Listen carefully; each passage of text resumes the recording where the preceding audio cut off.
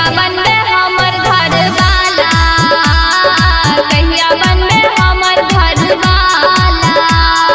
गाम वाला रे छौरा गाम वाला, गाम वाला रे छौरा गाम वाला, रे छौरा गाम वाला, गाम वाला। डीजे ओम शंकर परसा हरभिंडा। हे रे जान बतिया मान, हे न देखा ने हमरा गुमान।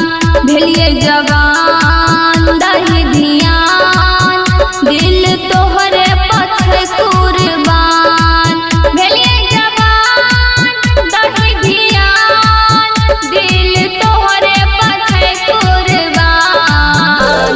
रे जिंदगी तोहर खिलतो रे सब सुख मिलतो, जिंदगी तोहर खिलतो रे सब सुख मिलतो।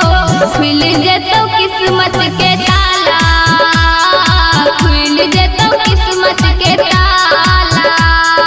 गाम वाला रे छौरा गाम वाला, गाम वाला रे छौरा गाम वाला, रे छौरा गाम वाला,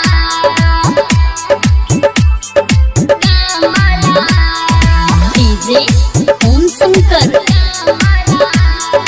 परसा हरभिंडा। तोरा बिना खाना पीना निक लागे नहीं हमरा कहीं ना। रन जाना माई ठिल के, तोरा बिना छै मुश्किल रे जीना। रन जाना माई ठिल के, तोरा बिना छै मुश्किल रे जीना।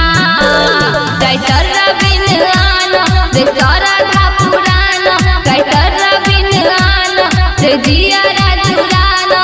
जल्दी से पहिरा दे बरमाला, जल्दी से पहिरा दे बरमाला।